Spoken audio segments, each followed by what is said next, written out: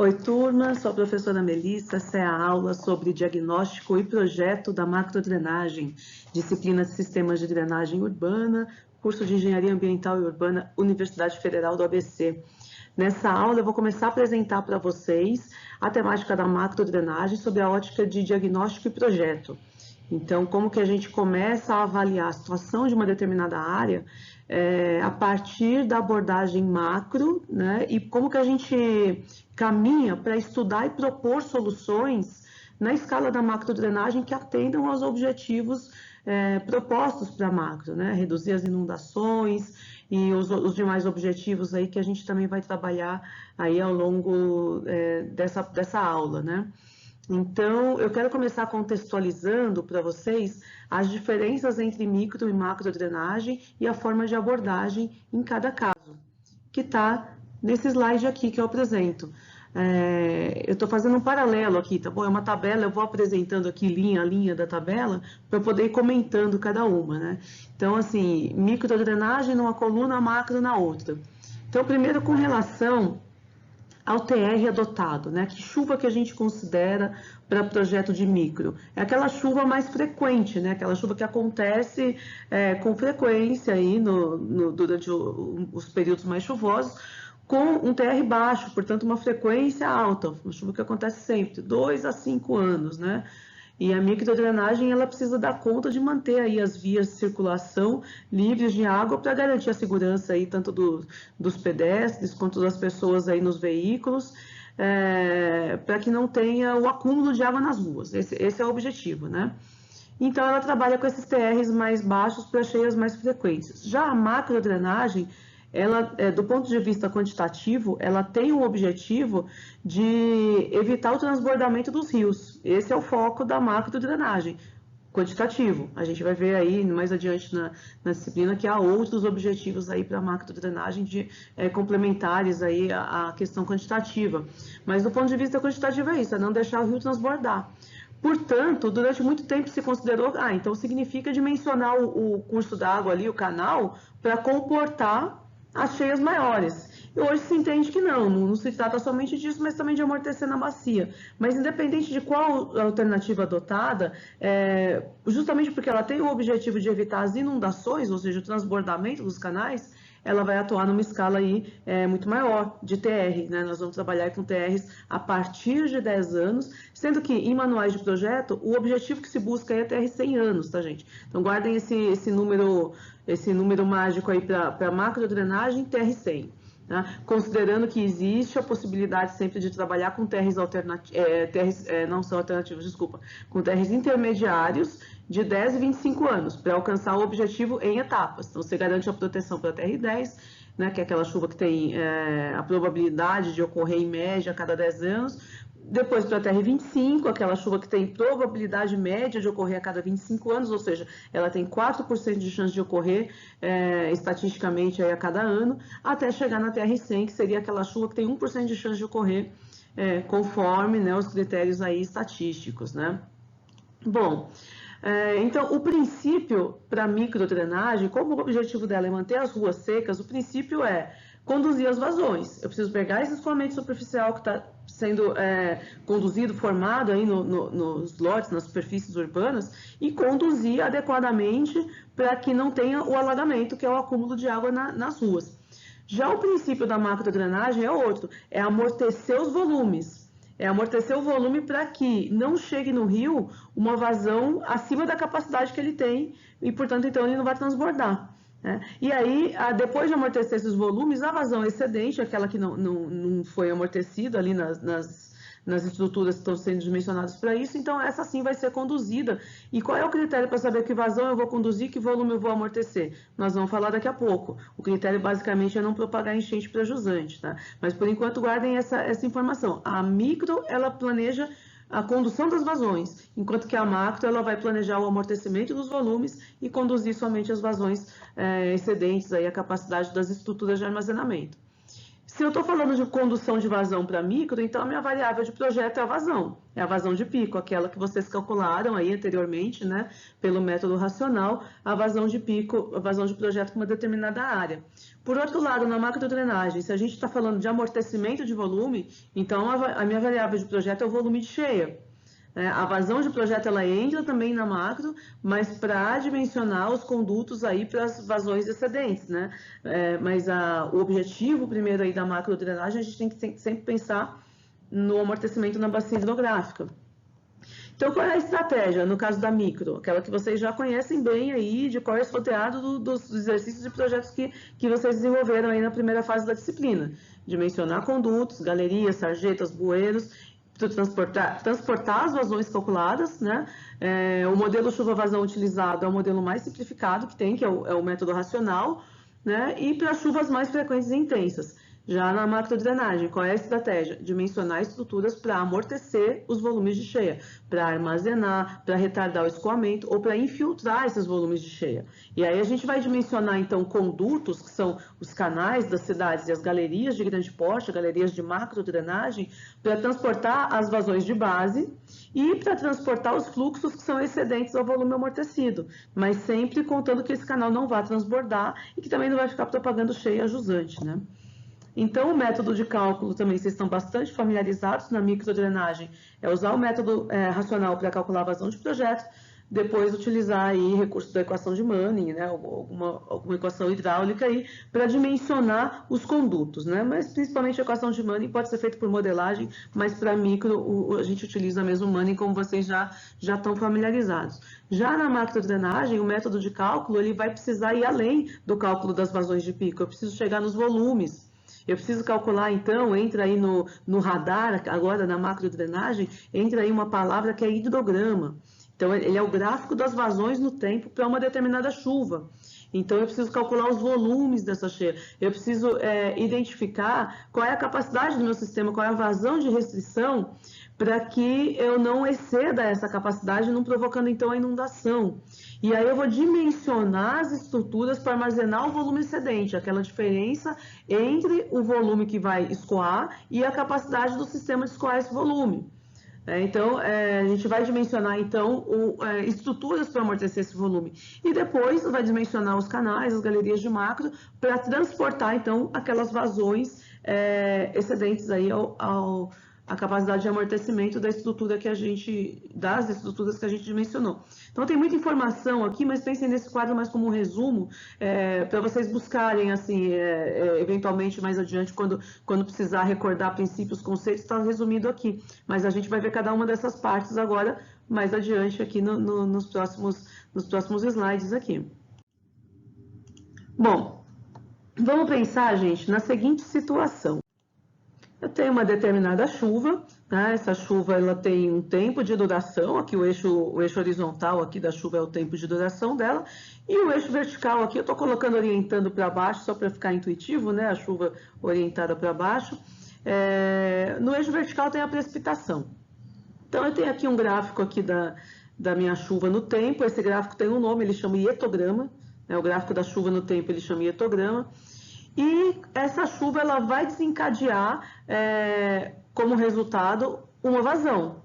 Né? O nível da água do rio, do canal, do Talveg principal da minha bacia hidrográfica estava lá embaixo, estava no zero ou na vazão de base. E, em decorrência da chuva, vai subir esse nível de vazões. Não pense nisso aqui como um gráfico longitudinal ao longo do rio. Não, ele é um gráfico em uma única seção. Vamos pensar aqui no exutório. O gráfico das vazões no exutório. Então, antes de começar a chover, a minha vazão está lá no nível de base desse exutório, que pode ser zero, se for uma galeria, pode ser uma vazão de base se for um rio, mas ele está no nível de base. E aí começou a chover, as vazões começam a aumentar, né? A bacia começa a contribuir e vai, então, ampliando, aumentando aí a vazão que passa nesse exutório. Depois que para de chover, ainda tem uma área da bacia onde já havia chovido, então está escoando. Então, ainda continua um pouco subindo o hidrograma até que ele chega num pico.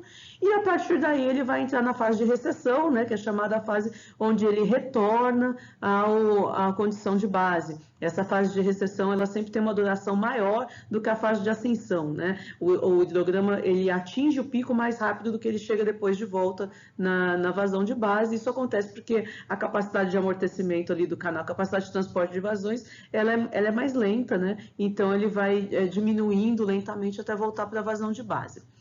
Pois bem, acontece que esse curso d'água, esse Talveg, essa galeria, esse exutório, ele tem uma capacidade. Ele tem uma capacidade de condução de vazão. Por exemplo, vocês desenvolveram aí o projeto 1, né? A capacidade da galeria lá da rua principal é uma capacidade dimensionada para TR5. Então, se essa chuva ela vem com um TR maior, o hidrograma vai ser maior do que a capacidade. Ou seja, tudo isso que eu tenho de hidrograma acima da capacidade do sistema é volume de déficit.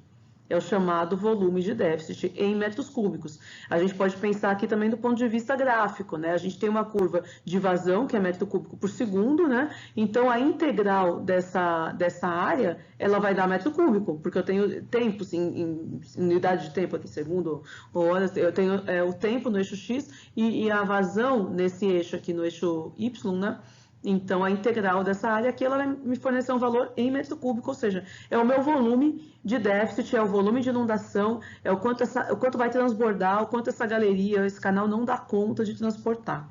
E aí, gente, tem um conceito que ficou recentemente bastante conhecido aí no mundo, infelizmente, devido à pandemia, que é o conceito de achatar a curva, né? Esse conceito sempre foi aplicado na drenagem urbana, como assim, é uma forma da gente aplicar medidas na bacia para a gente conseguir trazer este hidrograma para dentro da capacidade do sistema. É claro que existem medidas que me permitem também aumentar a capacidade do sistema para atender ao hidrograma de cheia. Mas qual é o problema de eu adotar tais medidas inadvertidamente? O problema é que, ao aumentar a capacidade do sistema em um determinado ponto do sistema, eu vou jogar para o ponto abaixo, eu vou jogar para a jusante uma vazão muito maior do que aquela que aquele sistema está dimensionado. Então, isso acaba não tendo uma sustentabilidade no tempo. A gente vai falar um pouquinho mais adiante aí na parte de gestão da drenagem, como que se deu essa mudança de visão, porque, na verdade, é uma mudança de paradigma da drenagem urbana, do conceito de condução para o conceito de reservação, que aconteceu em meados das décadas de 1980 a 1990, né? E que vem, então, se consolidando como uma prática sustentável da drenagem, que é a gente amortecer os volumes ao invés de transportar as vazões de pico, isso quando a gente fala na escala de macrodrenagem, né? Então, quais são os recursos que a gente tem para amortecer esse volume de déficit aqui, para que ele não transborde a capacidade do sistema? Eu posso amortecer na bacia, e aí eu tenho os mecanismos aí de bacias de detenção e retenção. Eu posso amortecer na fonte ou de maneira descentralizada nos lotes, nos pavimentos, né, nas calçadas, nas ruas, através de ferramentas aí como pavimentos permeáveis, trincheiras de infiltração, jardins de chuva, reservatórios de amortecimento nos lotes, que a gente viu aí no vídeo anterior, né, na aula anterior. E ainda na macrodrenagem eu posso amortecer nos próprios canais, trabalhando com revestimentos mais lentos. A gente já tem aí da equação de Manning, vocês podem fazer aí uma análise de sensibilidade, o quanto que o N de Manning interfere na vazão que um canal é capaz de transportar. Então eu consigo amortecer muito a vazão simplesmente colocando revestimentos mais lentos, trabalhando com grama, ao invés de trabalhar com concreto, por exemplo. Implantando declividades mais baixas. O modelo de Manning também é extremamente sensível à declividade, então quando eu trabalho com canais de declividades mais baixas, o meu canal ele passa a escoar a vazão de maneira mais lenta, eu estou amortecendo na calha ao invés de transportar com altas velocidades. E soleiras de amortecimento, que eu vou mostrar aí um exemplo de como que elas funcionam, vou mostrar foto, tá, na sequência aí na aula, né? Então, gente, com a aplicação de todas essas medidas, o que eu consigo? Eu consigo uma curva achatada, uma vazão amortecida, um hidrograma que vai caber dentro da capacidade do sistema, né? E, eventualmente, esse hidrograma amortecido ele pode até vir até o mesmo volume do hidrograma anterior, só que ele está mais bem distribuído no tempo. Retomando de novo aí o conceito que os brasileiros, aí, a população mundial toda ficou bastante familiarizada na pandemia do coronavírus, né? Implantar medidas para que o sistema tenha capacidade de acomodar os volumes que chegam, de acomodar essas vazões que estão chegando. Então, existe uma similaridade aí e que se aplica em outras áreas, tá, gente? É a gente enxergar um problema do ponto de vista da capacidade de lidar com ele e da demanda, do que está chegando para a gente poder fazer frente àquilo. E então, a gente adotar medidas sustentáveis para reduzir essa demanda, para desafogar o sistema, ao invés de simplesmente ampliar a capacidade desse sistema de uma maneira que é insustentável aí por diversas razões, e no caso da drenagem, principalmente porque propagaria a cheia para jusante. Então, esse gráfico aqui ele é bastante importante, ele resume muitos conceitos da macrodrenagem, e é importante vocês se familiarizarem aí com esses conceitos, né? O que é um hidrograma, o que é um ietograma, o que é volume de déficit, capacidade do sistema, vazão amortecida, técnicas de amortecimento na bacia hidrográfica. Vejam bem, eu estou falando amortecimento, isso abrange uma ampla gama de estruturas, não só de armazenamento, mas também de infiltração, de aproveitamento das águas de chuva. Então, todas essas medidas que a gente já começou a ver aí na aula anterior, elas entram dentro de um rol que a característica dessas medidas é amortecer as vazões.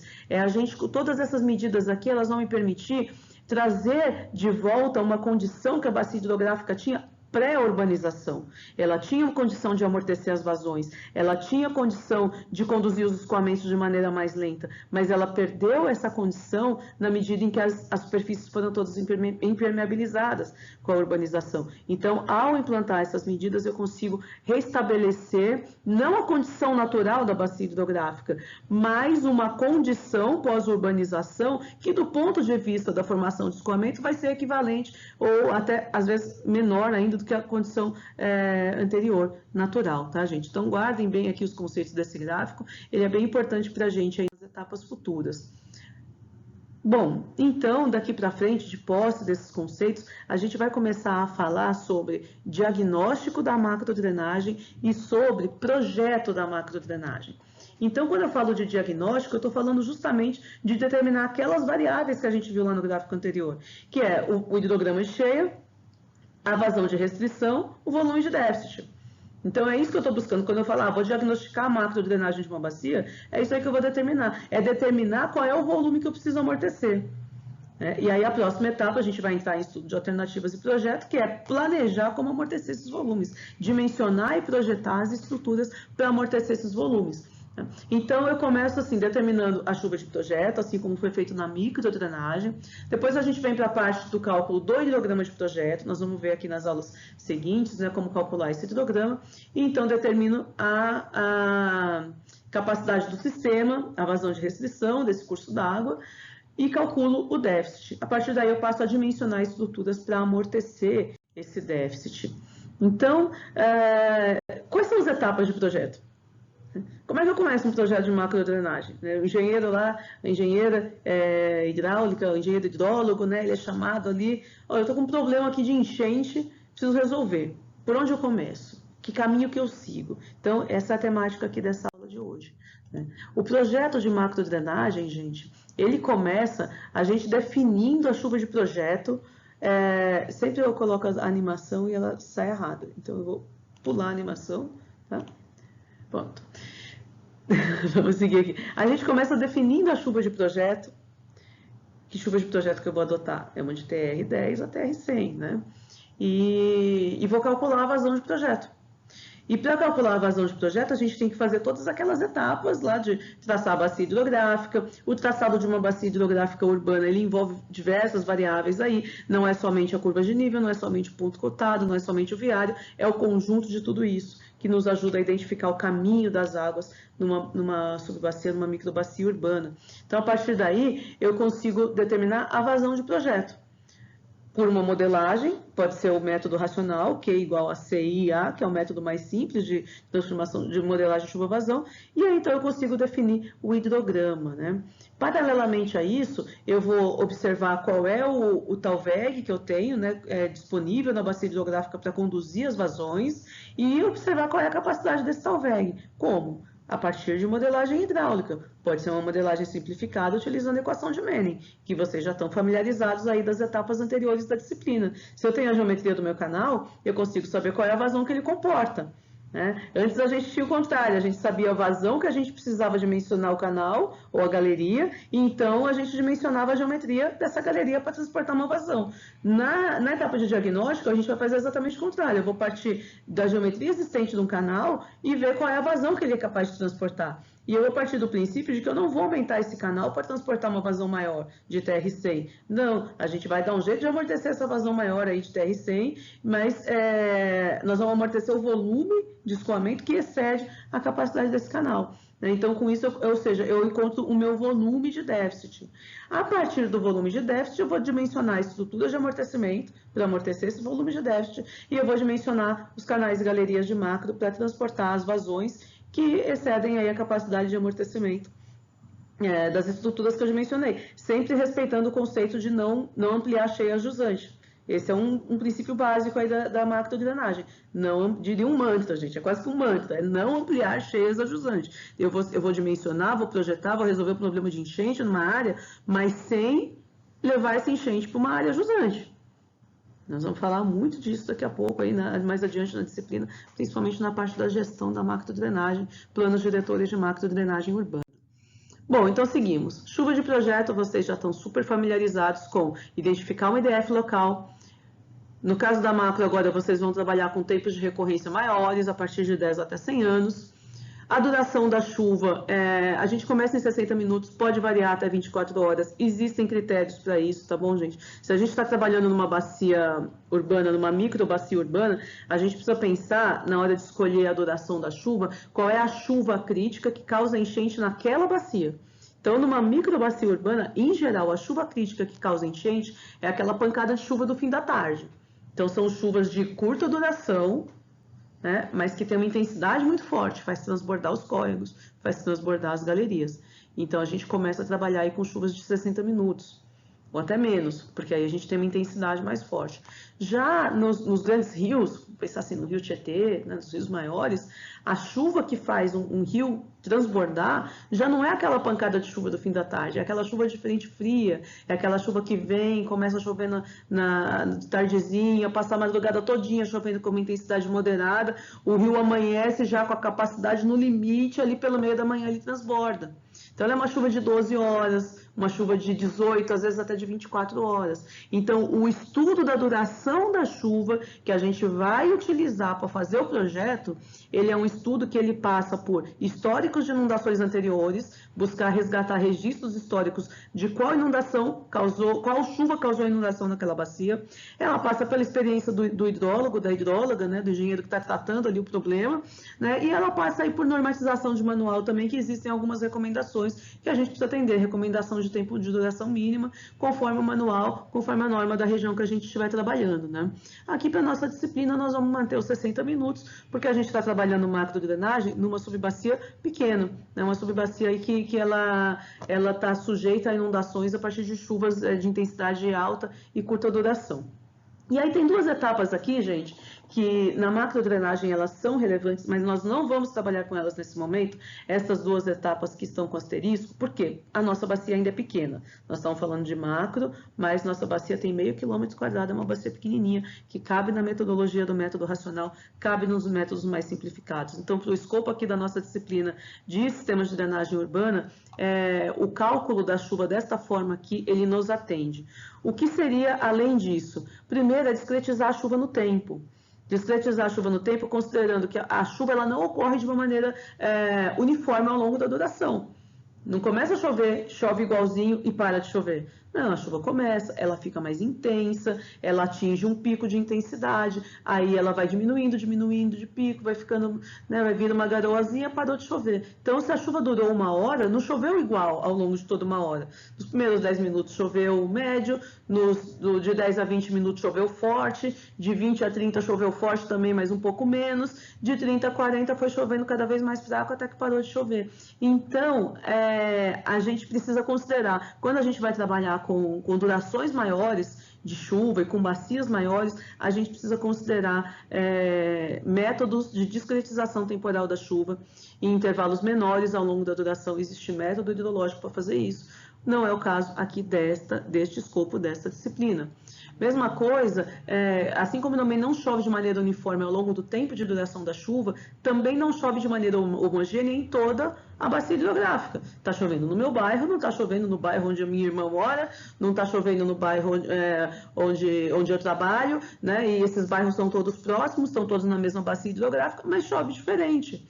Né? A chuva ela não é homogênea no território, né? Principalmente quando a gente fala de bacias maiores, bem maiores aí do que que a gente está trabalhando no projeto, bacias de 25 km² para cima.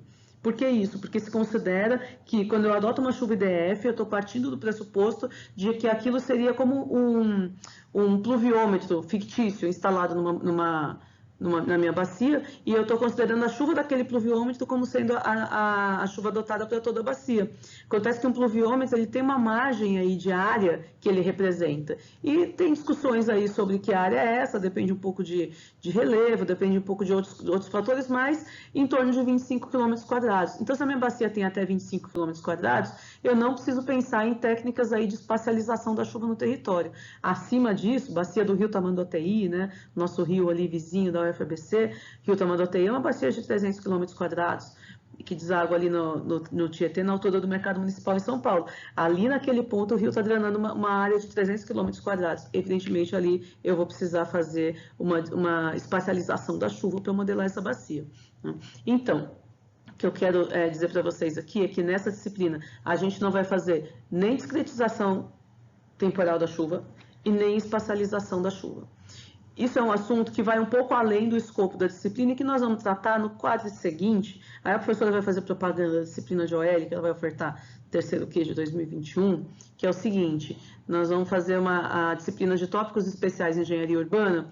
Nós vamos ofertar essa disciplina com o tópico de hidrologia urbana. Ainda não foi feita aí a reforma do projeto pedagógico para a gente incorporar uma OL na área de drenagem, então a gente utiliza aí da disciplina de tópicos especiais para aprofundar um pouco a temática da drenagem e da hidrologia urbana e da hidráulica de rios urbanos e condensar tudo isso dentro de uma disciplina só, que vai ter por objetivo estudar a macrodrenagem das cidades numa escala um pouco maior do que essa que a gente vê aqui na disciplina de drenagem. Então vocês estão convidados a cursar, é uma disciplina que ela é voltada aí para os alunos que já estão mais do meio para o final do curso, que já cursaram aí hidrologia, que já fizeram drenagem e vão se aprofundar aí na hidrologia e na drenagem e através dessa disciplina aí de hidrologia urbana, tá bom? Bom, então seguindo, o próximo passo, determinar o hidrograma, né? Para determinar o hidrograma, eu preciso de dados. Quais são esses dados? A minha planta de bacia, que vocês já aprenderam aí, né? Já fizeram vários exercícios de como traçar uma bacia hidrográfica urbana, e vamos adotar o método racional para calcular a vazão de pico. Mas nós não vamos ficar só na vazão de pico, a gente vai calcular o hidrograma. Tema da aula seguinte, gente. Nós vamos calcular o hidrograma, que é o gráfico das vazões no tempo. Tá? Bom, para a gente calcular esse hidrograma, tem dois métodos. Um método mais simplificado, que é o que nós vamos adotar na disciplina, é o método em que a gente calcula a vazão de pico pelo método racional, Q igual a CIA. Depois pega essa vazão de pico e, a partir dela, calcula um hidrograma simplificado, um hidrograma triangular, que nos atende muito bem para efeito de drenagem, de drenagem urbana aqui em microbacias. Tá? Mas, se a gente vai para uma escala de uma bacia um pouco maior, aí a gente vai precisar de métodos de chuva-vazão um pouco mais elaborados que o SCS, que o método racional. Lembra quando eu falei que o método racional ele se aplica até 2 km² de bacia? E alguns manuais recomendam aí que se pode aplicar até 3 km², mas se a minha bacia estiver acima disso, eu já vou precisar de uma metodologia que considere um pouco mais a homogeneidade da bacia na hora de calcular essas vazões. E aí a próxima metodologia para isso seria o cálculo das vazões pelo método SCS. Nós não vamos fazer isso aqui na disciplina, mas vai estar lá na OL que a professora vai ofertar no quadro que vem. Tô fazendo propaganda aqui de novo, gente. Quem gostou aí da área, vem cursar com a gente aí a próxima disciplina, aí no quadro 3. Mas então a gente vai aqui... Nós vamos fazer todo o processo de diagnóstico, só que adotando metodologias mais simples. Então, o objetivo é vocês saírem da disciplina sabendo o básico da drenagem, sabendo o procedimento de diagnóstico e projeto, mas adotando os modelos mais simples para os cálculos. Depois, a gente pode se aprofundar, aumentando a complexidade dos modelos. O procedimento de cálculo, exatamente o mesmo. Então, quem não for se aprofundar em drenagem, não vai sair do curso de Engenharia Ambiental e Urbana sem entender da drenagem. Vai entender, só que não vai entender de modelos mais complexos. não é especialista naquilo. Entende? Então, essa é a dinâmica aqui do nosso projeto pedagógico, né, de trabalhar com níveis de aprofundamento aqui das áreas do curso. Bom, e aí como é que eu calculo essa vazão de restrição? Não tem segredo, gente, nem vou me demorar muito nesse slide aqui. Equação de Manning, vocês já usaram essa equação de Manning num sentido, né, vamos falar assim, vocês usaram de frente para trás, vão usar de trás para frente agora. De frente para trás, vocês partiram de uma vazão e dimensionaram uma geometria. Agora vocês vão partir de uma geometria existente e calcular a vazão que aquele rio transborda. Olha aqui, um rio quase transbordando. Ele está na vazão de restrição dele aqui, entendeu? Então, a partir dessa geometria, desse córrego, desse canal, eu consigo identificar qual é a vazão que ele comporta antes de transbordar. É a chamada vazão de restrição. E aí vocês vão calcular o volume de déficit, que é a área do hidrograma, acima da capacidade desse rio, né? A vazão que vier acima dessa capacidade vai gerar inundação nessa bacia hidrográfica. Vou tentar, assim, sem me estender muito, exemplificar aqui isso que a gente vem falando, que é o seguinte: você tem uma bacia numa situação natural, o estado natural da bacia. Então, ela está lá, tem os meandros, está recoberto por vegetação, tal. Situação 1, meu hidrograma baixinho, né? Ela amortece muito. Amortece nas copas das árvores, amortece por infiltração, ela amortece por poças d'água, ela amortece porque esse rio tem o seu curso natural, ele tem meandros, ele tem revestimento lento. Então, meu hidrograma, ó, choveu, meu hidrograma é baixinho. Situação 2, urbanizou geral. Urbanizou sem qualquer critério. Ocupamos totalmente essa várzea. Impermeabilizamos totalmente essa bacia. Meu hidrograma, ó, disparou. Aumentou em volume, aumentou em pico. Aumentou muitas vezes o pico em relação ao original, gente. Não é, aqui está até fora de escala. O pico aumenta muitas vezes em relação ao de uma bacia original, no processo de urbanização. Já na situação 3, foram implantadas aqui algumas medidas. Tem bacias de detenção, tem um pouco mais de áreas verdes e tal. Eu consigo colocar esse hidrograma dentro da capacidade do rio, ele não vai mais transbordar, como estava transbordando aqui na situação 2. Ó. Eu colocando as medidas compensatórias, né, as técnicas de amortecimento na macrodrenagem, eu trago uma condição de sustentabilidade para a bacia, que ainda não é a condição anterior à urbanização, mas é uma condição que a minha bacia dá conta de lidar sem propagar enchente para jusante. Então, são esses os conceitos, né? E aí, a próxima etapa, gente, depois, feito o diagnóstico, é partir para o projeto. E antes de fazer um projeto, eu preciso saber o que eu vou projetar. Ou seja, eu preciso estudar as minhas alternativas. Eu vou partir de um leque de opções que eu tenho, e eu gosto muito aqui de recordar uma fala da professora Mônica Porto, uma grande professora aí na área de drenagem lá da Poli-USP, que ela falava assim: gente, o engenheiro hidrólogo, ele tem uma caixa de ferramentas na mão. Você tem uma caixa de ferramentas. Pense que cada medida dessas aqui é uma ferramenta. Você tem bacia de retenção, você tem bacia de detenção, poço de infiltração, pavimentos permeáveis, de infiltração, retenção na fonte, você tem telhados verdes. Que ferramenta eu vou usar? Aí é um estudo de alternativas. Qual é o conjunto de estruturas que melhor vai atender ao déficit hidráulico que eu calculei? Lembre-se, o meu objetivo aqui é achatar a curva de vazão, achatar o meu hidrograma. Então, eu vou considerar todas as minhas medidas possíveis. E aí eu vou considerar não só as medidas que vão... porque aí pode ser que eu tenha um conjunto de medidas que todas elas vão atender ao meu déficit. Mas e aí? Quais são as que eu tenho espaço, eu tenho o conhecimento, que eu tenho o custo dessas alternativas, né, que eu tenho disponibilidade de espaço físico, que eu tenho capacidade de gerenciamento. Então, tudo isso entra num balaio aí, gente, que chama estudo de alternativas. Nós vamos calcular, pré-dimensionar, orçar, discutir, conversar de novo, voltar, discutir outra vez. Discutir com quem? Equipe projetista, equipe que está contratando, equipe contratante que seria a prefeitura local, né, ou aí o departamento aí de águas local, né? Comunidade local envolvida. As estruturas de drenagem sustentável dependem fundamentalmente da participação social. Depende daquela comunidade local se apropriar, a apropriação social dessas técnicas, para a sua preservação, para a sua manutenção, para a sua aplicação. A população entender para quê, por quê. Quando às vezes a gente vai planejar uma medida, não tem enchente ali.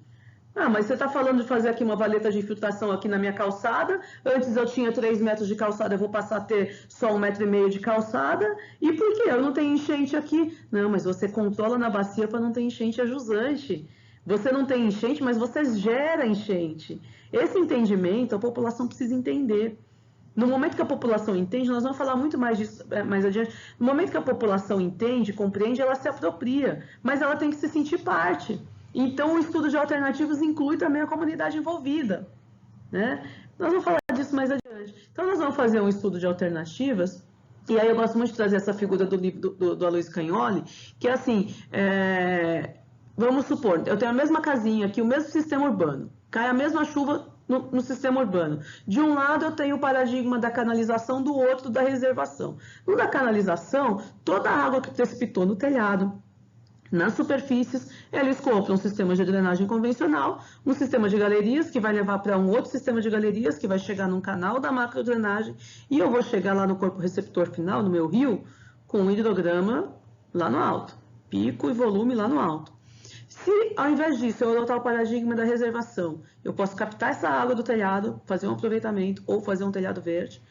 Eu posso... o excesso dessa água que eu não aproveitei no telhado vai para um sistema de infiltração, assim como o escoamento das superfícies vai para um sistema de infiltração. Né? Só o excedente é que vai para uma galeria. Eu vou chegar no meu corpo receptor final com um hidrograma menor, em pico. Eventualmente menor em volume também, com uma curva achatada. Então, esse é o objetivo, é isso que a gente busca aqui com o estudo de alternativas. Então, a gente tem um conjunto de medidas, e a partir desse conjunto de medidas, a gente consegue nosso objetivo final, que é achatar a curva das vazões. Bom, aí a gente tem que orçar, né? A gente tem que apresentar um projeto com o seu orçamento. Eu preciso olhar para o meu projeto e listar tudo que tem para executar aquele projeto. Sabe assim, gente, vou fazer uma festa de aniversário. O que precisa para minha festa de aniversário? Ah, eu preciso da bebida, eu preciso da comida, eu preciso do espaço, eu preciso... Né? É tudo isso. Eu tenho um projeto, vou executar esse projeto. Cada elemento que eu preciso. Ah, vai ter escavação, isso aqui vai ter... Vou precisar preencher com brita, depois revestir com grama. Vai ter uma parte que eu vou fazer o escoramento ali em concreto. Então, toda essa listagem de serviços, mão de obra e materiais tem que entrar aqui no meu orçamento. E aí eu vou definir as quantidades e vou aplicar tabelas vigentes de valor unitário para calcular o valor total. Nós vamos fazer isso para o projeto 2, é a etapa do projeto 2. E, por fim, fazer um planejamento das intervenções, né? Porque nenhum poder público tem condições de fazer a implantação de uma vez só de todas as medidas. Vocês vão apresentar um conjunto de medidas para proteger uma área que, vamos supor que não tenha nenhuma proteção contra enchentes, para proteger para TR100. E é um conjunto de medidas, não é uma só. Né? Então, você precisa ter um plano de implantação. E aí a gente precisa pensar em medidas em ações imediatas e de curto, médio e longo prazo. Estabelecer que limiar de longo prazo é esse. Com quem que eu estabeleço? É fixo isso aqui, 8 a 12? Não, isso aqui é conversado. Trabalhar em etapas. As medidas imediatas são aquelas para resolver o problema mais urgente, tem que tirar as pessoas de risco urgentemente. Então, aquela medida que vai proporcionar o maior benefício no curtíssimo prazo é aquela que eu tenho que começar por ela. Né? O meu estudo de alternativas vai me mostrar isso. As medidas de curto prazo são aquelas que a gente vai implantar dentro da gestão atual, ou no máximo na próxima. A gestão pensando aí nos 4 anos de gestão. Então, você tem que viabilizar o que vai ser feito dentro da gestão. E as de médio e longo prazo são aquelas que vão constar em plano diretor de drenagem urbana a serem implantadas pelas gestões futuras. A gente precisa garantir que a política de drenagem ela tenha uma continuidade ao longo das gestões. Nós vamos falar bastante disso ainda na aula sobre gestão da drenagem, planos diretores. E, por fim, eu apresento o projeto, do jeitinho que vocês apresentaram o projeto 1. Planta, agora é uma planta geral das intervenções, eventualmente uma planta de cada intervenção, porque nós vamos parar no escopo aqui da engenheiro ambiental urbano. Nós vamos parar no dimensionamento hidráulico, na concepção geral do projeto. A parte de dimensionamento estrutural vai para o geotécnico, para o estrutureiro, para o engenheiro de plantação de obra. Mas aqui a gente precisa ter um plano de implantação, um projeto geral. Esse projeto geral ele envolve uma planta geral, com o local de cada intervenção, e uma planta de cada intervenção, às vezes alguns cortes de cada intervenção. Memorial descritivo contendo tudo isso que nós falamos até aqui: diagnóstico, estudo de alternativas, alternativa selecionada, custos e planos de implantação. Bom, em termos de projeto de drenagem urbana, acho que a gente conseguiu fechar aqui um panorama geral. Nós vamos seguir aí com a temática da disciplina. Como é que a gente faz, então, esse hidrograma, esse tal hidrograma simplificado aí que a professora falou, faz um hidrograma triangular, o que é isso, que conversa é essa? Assunto do próximo vídeo, então, gente. Obrigada e até mais.